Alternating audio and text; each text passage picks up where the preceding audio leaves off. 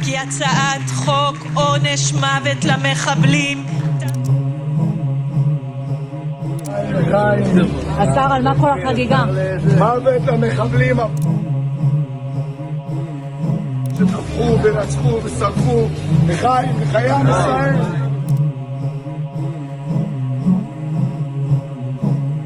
شخصی که شما حاضر در نوار دیدید این وزیر امنیت ملی اسرائیل ایتمار بنگویر بود. قریب که یک دو هفته پیش او در پارلمان اسرائیل جشن برپا کرد. سبب این بود که قانون تطبیق حکم قتل نسبت محبوسان فلسطینی قبول شد.